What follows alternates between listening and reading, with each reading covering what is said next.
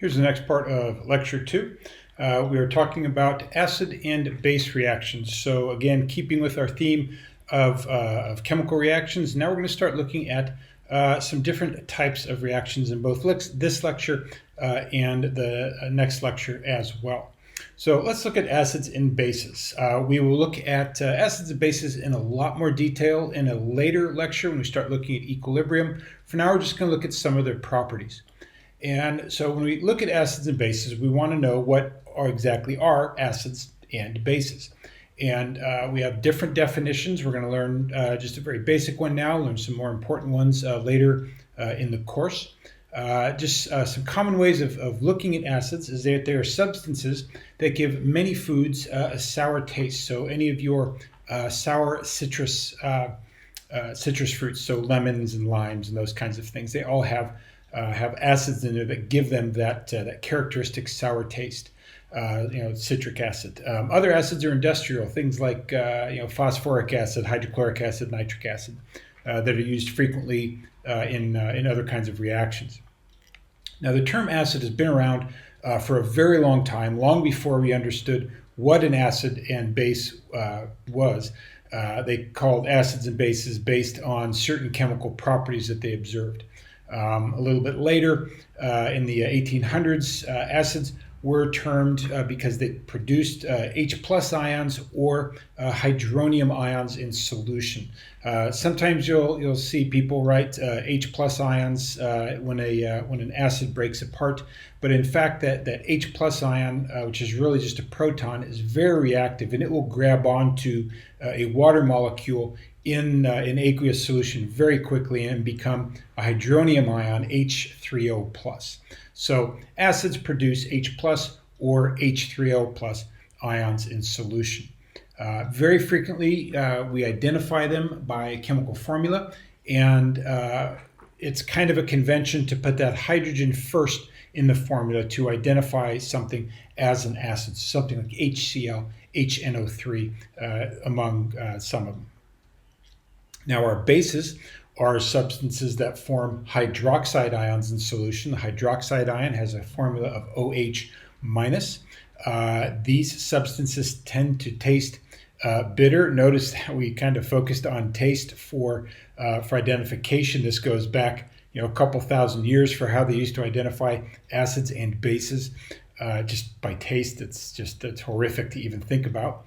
A lot of common bases that have been known for centuries are things like sodium hydroxide or calcium hydroxide or potassium hydroxide. And what we see frequently occur in nature is that hydroxide combined with a metal atom, very commonly a group 1 or 2A metal, so something like sodium or potassium or calcium or magnesium. There's certainly others out there as well, but it's just the hydroxide combined with a metal is how they're frequently found. Now, when we're discussing acids and bases, we're looking at their reactivity. A lot of times we refer to an acid or base being strong or weak. So we have strong acids, weak acids, strong bases, and weak bases. And one of the more common misconceptions is that strong or weak has something to do with what it will or what it will not react with. And that is not the case. That's not where the strong and weak term comes from. When we talk about something being strong or weak, we are referring to its strength as an electrolyte. How easily does it dissociate or break apart in solution? If we have something that is strong, that means that it is a strong electrolyte, and that means it dissociates completely in solution. So a strong acid would be a chemical that has acid properties and is a strong electrolyte. A strong base is something that has base properties and is a strong electrolyte. So there's actually two different properties being described when we say something is a strong acid or a strong base. Right? And I talk about that there. When we say weak electrolytes, they dissociate very little in solution. And there's really no middle ground here. Strong electrolytes tend to dissociate about 100%. Weak electrolytes dissociate just a small fraction of a percent. So there's just really no middle ground there.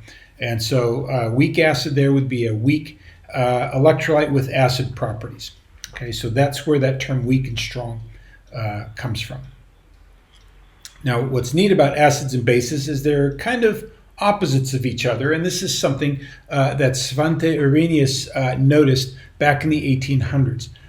He realized that when you put acids and bases together, they lose their acid and base properties. And so he used this idea of neutralization to help him come up with the first idea that acids are things that have H plus ions, and hydroxides or bases are things that have hydroxide ions in there. And you realize when you put an H plus ion and an OH minus ion together, they form water. You get H2O, and they're attracted together through that electrostatic interaction of the plus and the minus. So when we have an acid and a base coming together, we call that an acid-base neutralization reaction.